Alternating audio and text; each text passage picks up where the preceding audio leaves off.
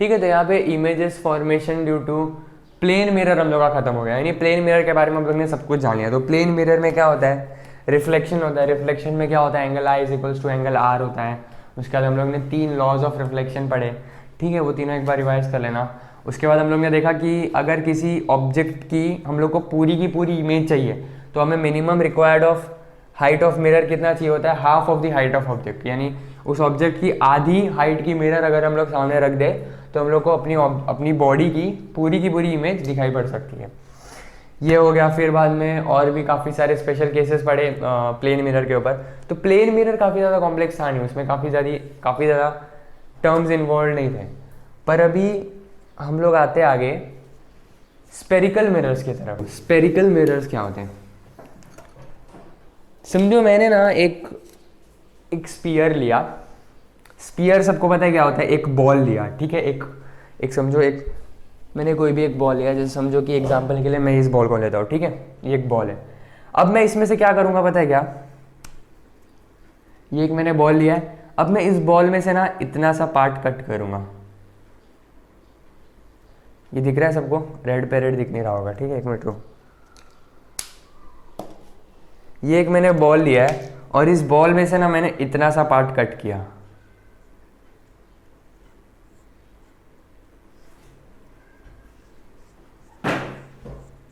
ठीक है। इतना सा पार्ट है ना, मैंने इस बॉल का कट कर दिया, ऐसे कट कर दिया। तो मेरे पास अब जो भी आएगा, ठीक है, मेरे पास जो कुछ भी आएगा वो क्या होगा, एक ऐसा थोड़ी कर्व्ड सी सरफेस होगी, है ना, यानी कि एक ऐसा थोड़ा कटोरा जैसा एक चीज़ आएगा, है ना, बाउल जैसा एक ऑब्जेक्ट टाइप आएगा।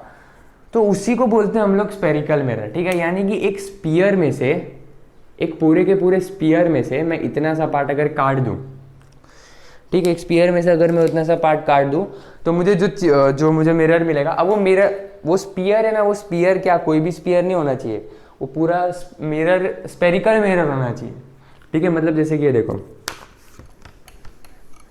वो जैसे बॉल का मैंने एग्जांपल लिया तो समझो वो बॉल है ना, पूरा का पूरा स्पेरिकल मिरर है, यानी वो पूरा एक मिरर है पर स्पेरिकल शेप में, बॉल के शेप में। तो उस ये मिरर है, ये पूरा का पूरा मिरर है स्पेरिकल शेप में, और ये पूरा का पूरा मिरर है। अब मैं इसमें से क्या करूँगा ना, इतना सा पार्ट काट दूंगा, ठीक है, इतना सा पार्ट है ना मैंने इस मिरर में से काट दिया। तो अब क्या होगा, मुझे एक ऐसा थोड़ा स्पेरिकल टाइप शेप मिलेगा, ठीक है, वो थोड़ा अंदर ऐसा धंसा हुआ रहेगा, है ना, स्पेरिकल टाइप थोड़ा शेप मिलेगा। इसको अगर मैं साइड व्यू देखूँ तो ये कुछ ऐसा दिखेगा, ठीक है, वो कुछ ऐसा दिखेगा। तो स्पेरिकल मिरर्स के साथ बहुत सारे टर्म्स इन्वॉल्व है, तो उसके बारे में डिटेल में हम लोग पढ़ते हैं। तो जो स्पेरिकल मिरर होते हैं, सबसे पहले तो देखो, जो स्पेरिकल मिरर होते हैं वो 2 टाइप के होते हैं, ठीक है। Types of spherical mirror. Types of spherical mirror हम लोग को क्या बोलता है, देखो, सबसे पहला टाइप जो है उसको बोलते हैं कॉनकेव मिरर। अब मैंने इतना तो किया कि एक स्पीयर में से एक छोटा सा पार्ट मैंने काट दिया और वो कुछ ऐसा बना, ठीक है, वो कुछ ऐसा बना है स्पेरिकल मिरर। अब मैं क्या करूंगा कि इस स्पेरिकल मिरर का जो एक पार्ट होता है, एक सरफेस होता है पीछे के साइड वाला, इसको ना मैं सिल्वरिंग करूँगा। अब देखो, वो स्पेरिकल मिरर क्या होता है, जैसे समझो कि मैंने एक स्पेरिकल ग्लास टाइप ले लिया। तुम लोग ने वो पेपर वेट देखा होगा, पेपर वेट किसी ने देखा होगा क्या होता है, कि वो एक स्पेरिकल शेप का होता है, पर वो भी प्योर स्पेरिकल नहीं होता। तुम लोग ने काफ़ी सारे शोकेस टाइप, मतलब शो पीस टाइप देखे होंगे जो पूरी की पूरी स्पेरिकल होते हैं, पर उसमें से लाइट आर पार हो सकती है, ठीक है, वो मिरर नहीं होते हैं, वो स्पेरिकल ग्लास सरफेस होते हैं। ग्लास सरफेस अच्छा वर्ड है कि वो स्पेरिकल ग्लास सरफेस होते हैं। तो मैंने स्पेरिकल ग्लास सरफेस लिया था, उसमें से एक थोड़ा सा पार्ट मैंने काट दिया। अब मैं क्या किया कि जो पीछे वाला साइड है ना, उसको मैंने सिल्वरिंग कर दी। तो अब क्या होगा, अब लाइट यहाँ से आएगी और यहाँ पे रिफ्लेक्ट होगी, यानी लाइट इधर से आके इधर रिफ्लेक्ट होगी, ठीक है। तो ये होता है कॉनकेव सरफेस। तो कॉनकेव मिरर का डेफिनेशन हम लोगों को क्या दिया है, if the inner surface of the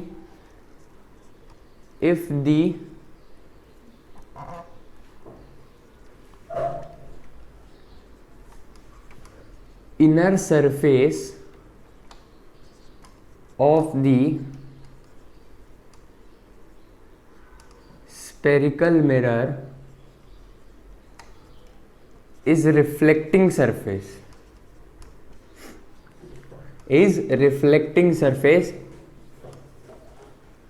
that is called, ये तो चलो सिर्फ इतना लिखोगे तो भी काफ़ी है, ठीक है। तो क्या दिया है, if the inner surface of the spherical mirror is reflecting surface, यानी कि ये स्पेरिकल मिरर है, इसका इनर सरफेस रिफ्लेक्टिंग सरफेस है, यानी इसका जो अंदरूनी पार्ट है वो रिफ्लेक्ट होता है, बाहर का पार्ट रिफ्लेक्ट नहीं होता है, ठीक है। बाहर का पार्ट कैसा है, शेडेड है, शेडेड नहीं है, शेडेड मतलब ऐसा कोटेड है, तो उसमें से उससे लाइट रिफ्लेक्ट नहीं होगी, अंदर का पार्ट रिफ्लेक्ट होगा, तो उसको हम लोग क्या बोलेंगे, कॉनकेव मिरर। अब जो दूसरा होता है वो होता है कॉन्वेक्स मिरर।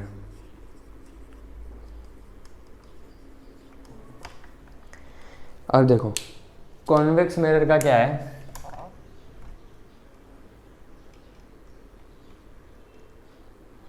ना। कन्वेक्स मिरर का क्या है कि मैंने वो स्पीयर, अब मैंने जैसे देखो मेरे पास ये चीज़ हाथ में मुझे मिली थी, अब मैंने पीछे के साइड कोट कर लिया, ठीक है। अब मैं क्या करूँगा, उसी चीज़ को वापस लूँगा, मतलब एक स्पीयर में से थोड़ा सा पार्ट काटूंगा, अब मैं ना इसके अंदर के पार्ट को कोट कर लूँगा, ठीक है। मैंने क्या किया, अंदर के पार्ट को है ना सिल्वरिंग चढ़ा दी, तो अब क्या होगा, ये बाहर का पार्ट रिफ्लेक्ट होगा, समझा। अभी इसका डेफिनेशन क्या आएगा, इफ द आउटर सरफेस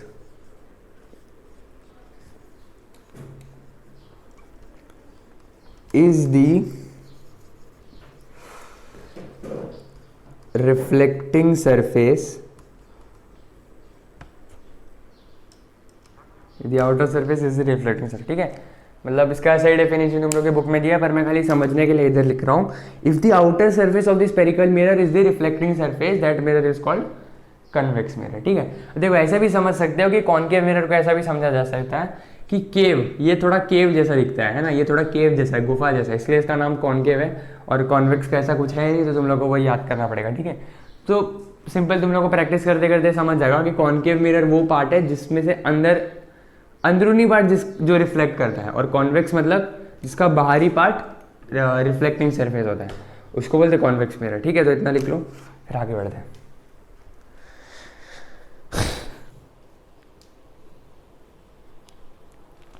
ठीक है, इतना हो गया। अब देखो अब जरा देख लेते हो terms involve in spherical mirror. तो इसको काफ़ी ध्यान से देखना, क्योंकि ये बहुत इंपॉर्टेंट होने वाला है। मतलब इस पे तुम लोग को बहुत सारे क्वेश्चंस आते हैं, मतलब एक्सप्लेन करने के लिए कहा जाता है, तो काफ़ी सारे क्या करते हैं कि इसको रट लेते हैं और फिर बाद में एक्सप्लेन कर नहीं पाते ढंग से, तो इसलिए ध्यान से देखो इसको। समझो मैंने एक कॉनकेव मिरर लिया, ये मैंने एक कॉनकेव मिरर लिया। कॉनकेव मिरर मतलब बाहर का पार्ट इसका मैंने ऐसा कर दिया है, तो अंदर का पार्ट रिफ्लेक्टिंग सरफेस है। अब देखो, अब यहाँ पे ध्यान देना ज़रा। अब इधर क्या होगा कि ना इस पूरे के पूरे में ना बहुत सारे टर्म्स इन्वॉल्व है। जैसे देखो, सबसे पहले तो ये एक हो गया, इसको बोलते प्रिंसिपल पोल, सॉरी इसको बोलेंगे, ठीक है। एक एक करके हम लोग देखते जाएंगे और लिखते जाएंगे। तो देखो, सबसे पहला टर्म जो इस स्पेरिकल मिरर के साथ आता है, चाहे वो कॉन्वेक्स हो कॉनकेव हो, दोनों में वो होगा, ठीक है। अब मैं तुम लोगों को कॉनकेव का एग्जांपल लेके बता रहा हूँ, मैं तुम लोगों को कॉन्वेक्स के साथ भी बता दूंगा क्या होता है। तो सबसे पहला चीज आता है पोल। अब देखो, पोल का मतलब क्या होता है, simple definition, the centre of the spherical mirror क्या होता है तुम्हारा, पोल होता है। Centre of the spherical mirror, यानी इस पूरे स्पेरिकल मिरर का जो सेंटर होता है उसको पोल बोलते हैं, ठीक है। Centre of the spherical mirror. इसके बाद आता है रेडियस, सेंटर ऑफ कर्वेचर, ठीक है। अब देखो, सेंटर ऑफ कर्वेचर क्या होगा, centre of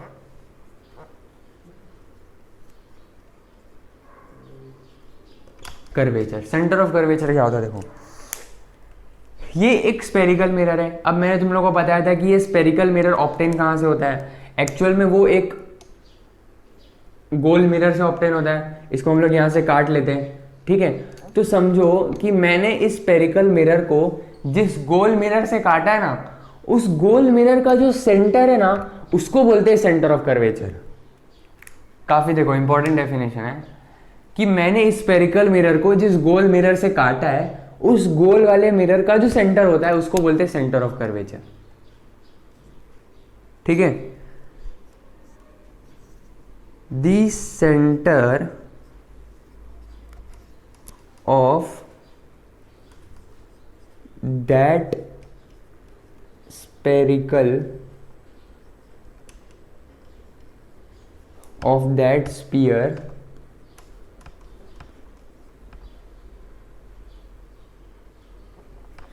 the center of the sphere of which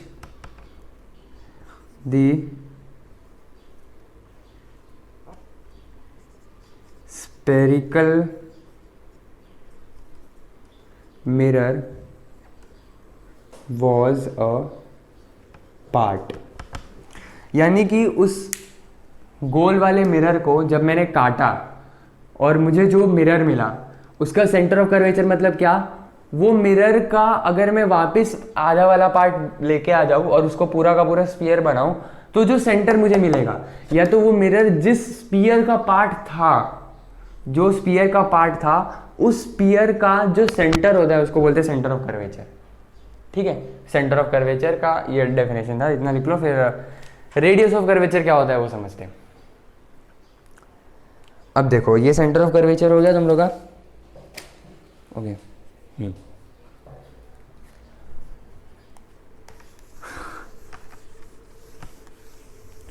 अब रेडियस ऑफ कर्वेचर समझते हैं, ये भी उसी की तरह है काफी। रेडियस ऑफ कर्वेचर क्या बोलता है, देखो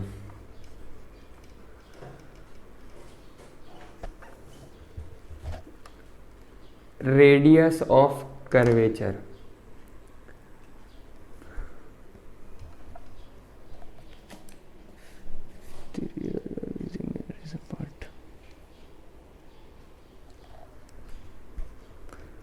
the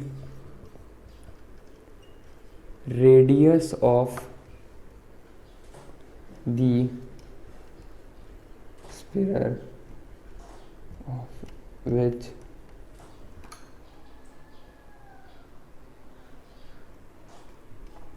the mirror is a part is called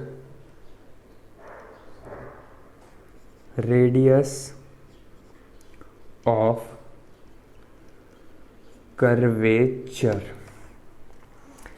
इसका भी मतलब पिछले वाले की तरह ही है। जैसे देखो हम लोग ने जो कॉनकेव मिरर लिया या कॉन्वेक्स मिरर लिया, जो भी मिरर लिया है, वो मिरर जिस स्फीयर का पार्ट था उस स्फीयर का रेडियस, ठीक है, वो मिरर जिस स्फीयर का पार्ट था उस स्फीयर का जो ये रेडियस है, इसको समझो ए नाम देते हैं, ये रेडियस है, इसको बी नाम देते हैं। तो वही रेडियस, मतलब देखो एक्चुअल में वो कोई पॉइंट होता नहीं है, हम लोग इमेजिन करते हैं कि ऐसा कोई इमेजिनरी पॉइंट है, ठीक है। तो रेडियस ऑफ कर्वेचर क्या है, the radius of the sphere of which the mirror is a part या वाज अ पार्ट, यानी वो स्फेरिकल मिरर जिस स्फीयर का पार्ट था, उस स्फीयर का जो रेडियस था वो होता है रेडियस ऑफ कर्वेचर, ठीक है। अब जैसे देखो centre of curvature, radius of curvature, actual में कोई पॉइंट नहीं है। हर स्फेरिकल मिरर के साथ देखो, तुम लोग कोई भी दुकान में जाओगे, बोलोगे कि एक स्फेरिकल मिरर चाहिए, या तो फिर किसी के घर पे अगर मैग्नीफाइंग ग्लास होगा, या तो तुम लोग के स्कूल्स में प्रैक्टिकल कराएंगे तब तुम स्फेरिकल मिरर्स को देखोगे, तो एक्चुअल में सेंटर ऑफ कर्वेचर जैसी कोई चीज़ होती नहीं है। मतलब सेंटर ऑफ कर्वेचर जैसा कोई पॉइंट नहीं है कि वो हर स्फीयर के साथ ही आएगा, ऐसा कुछ होता नहीं है। हम लोग एक इमेजिन कर रहे हैं कि यहाँ पे उस चीज़ इस जगह को हम लोग ने ये नाम दिया है, ठीक है। तो रेडियस ऑफ कर्वेचर क्या है कि रेडियस ऑफ कर्वेचर यानी उस स्फीयर का रेडियस जिस स्फीयर का ये मिरर पार्ट था।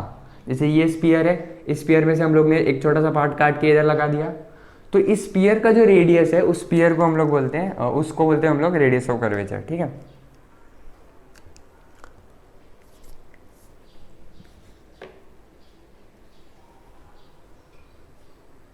जैसे यहाँ पे रेडियस ऑफ कर्वेचर क्या होगा, radius of curvature for given mirror is CP और CA। ठीक है, इसे मैंने यहाँ पे भी एक बना लिया CA। अब देखो रेडियस तो हर जगह सेम होता है, सर्कल का या स्फीयर का हर जगह का रेडियस सेम होगा। ठीक है, तो वही CP या CA स्फेरिकल मिरर का क्या है, रेडियस ऑफ कर्वेचर है। और सेंटर ऑफ कर्वेचर मतलब वो पॉइंट, वो सेंटर मतलब जो ये स्फेरिकल मिरर जिस स्फीयर का पार्ट था उस स्फीयर का सेंटर जहाँ था, जितने दूर में था उतने दूर में ये स्फेरिकल मिरर का भी सेंटर ऑफ कर्वेचर हो। और रेडियस ऑफ कर्वेचर मतलब, रेडियस मतलब समझ सकते हो कि सेंटर और पोल के बीच में का डिस्टेंस को रेडियस ऑफ कर्वेचर कहते हैं। ठीक है, सेंटर ऑफ कर्वेचर और पोल के बीच में के डिस्टेंस को रेडियस ऑफ कर्वेचर बोलते हैं। तो इतना लिख लो पहले।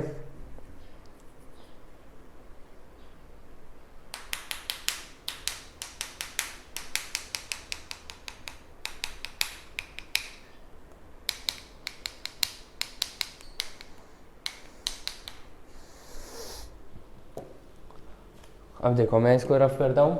अब आते हैं पोल प्रिंसिपल एक्सिस की तरफ। प्रिंसिपल एक्सिस क्या होता है, देखो